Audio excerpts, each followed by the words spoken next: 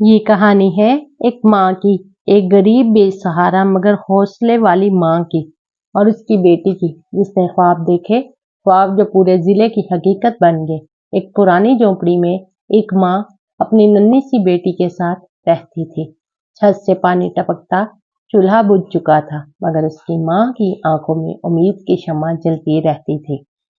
عائشہ ننھی سی بچی، اماں میں اسکول جانا چاہتی ہوں، پڑھنا چاہتی ہوں، بڑا آدمی بننا چاہتی ہوں۔ ماں نرم لہجے میں، بیٹی ہمارے پاس تو کھانے کو بھی نہیں، لیکن اگر تیرا خواب پڑھائی ہے تو ماں اپنی جان لگا دے گی۔ گاؤں کی عورتیں ہا ہا ہا، دیکھو تو صحیح، یہ بڑھیا بیٹی کو اسکول بھیج رہی ہے۔ گاؤں کا آدمی، ارے یہ بیٹی کل ڈی سی بنے گی کیا، خود مانگ کر کھاتی ہے۔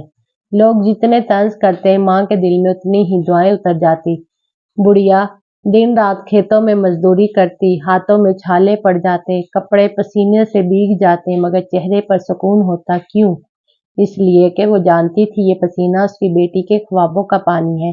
ماں تھکی ہوئی سانسوں کے ساتھ، بیٹی یہ ہاتھوں کے چھالے تیرے قلم کی روشنائی ہے، تو پڑھ اور دنیا کو بتا دے کہ غریبی خوابوں کو نہیں مار سکتی۔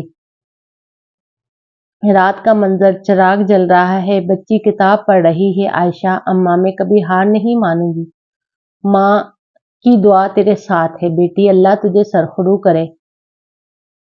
سال گزرتے گئے، غربت رہی مگر ہمت نہ ٹوٹی۔ ننھی بچی جوان ہوئی، محنت نے رنگ دکھایا، اور ایک دن امتحان کا دن آ گیا۔ گھنٹی بجتی ہے، استاد کا اعلان۔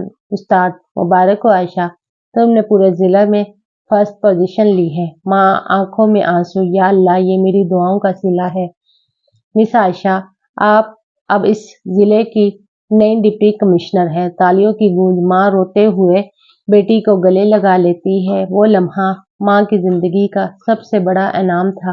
غربت کے اندھیروں میں روشنی کا چراغ جل اٹھا۔ شاندار جیولری شاپ، کہکہوں اور زیورات کی کھنگ کی آواز۔ کچھ دن بعد ایک بڑھیا تھکی ہوئی چال کے ساتھ شہر کی سب سے بڑی جیولری شاپ میں داخل ہوئی۔ اس کے کپڑے صاف تھے مگر پرانے، اس کے چہرے پر جھریاں تھیں مگر آنکھوں میں سکون تھا۔ لوگوں کی سرگوشیاں اور کہکہے، عورت یہ کون بیکارن اندر آ گئی، آدمی سے باہر نکالو، یہ جگہ اس کی نہیں۔ نریٹر، مگر بڑھیا نے سب کو نظر انداز کیا اور آہستہ آہستہ کاؤنٹر تک جا پہنچی۔ بڑھیا کی مدھم آواز، ماں بیٹا مجھے ایک اچھا سا ہار دکھا دو، کچھ قیمتی ہو جو بیٹی کے لائق ہو۔ سیلز مین غصے میں، بڑھیا تجھے کس نے اندر آنے دیا، نکل جا یہاں سے، یہ جگہ تیرے جیسے لوگوں کے لیے نہیں۔ پورے ہال میں کہکہے گونج اٹھتے ہیں۔ بڑھیا خاموش کھڑی رہتی ہے۔ دروازہ کھلتا ہے، پولیس پروٹوکول کی آواز، سائرن بج رہا ہے، نریٹر، اور پھر منظر یکدم بدل گیا۔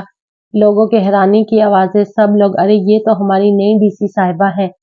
جوان لڑکی شان سے داخل ہوتی ہے، وردی میں، پیچھے پولیس افسران۔ نریٹر، جی ہاں یہ وہی عائشہ تھی، وہی بڑھیا کی بیٹی جسے کبھی لوگ طنز کرتے تھے، آج اس کے سامنے سب سر جھکائے کھڑے تھے۔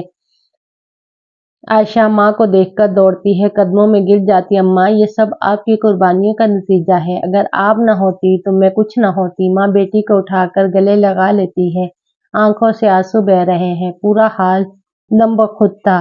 جو عورت ابھی تک لوگوں کی نظروں میں بیکارن تھی، دراصل اس ضلع کی سب سے بڑی افیسر کی ماں تھی۔ دکان کا مینیجر اور سیلز مین کانپتے ہوئے ہاتھ جوڑ کر معافی مانگتے ہیں۔ مینیجر، ہم سے بہت بڑی غلطی ہو گئی، ہمیں معاف کر دیں۔ ماں مسکراتے ہوئے، بیٹا عزت دولت میں نہیں ہوتی، عزت نیت اور دعا میں ہوتی ہے۔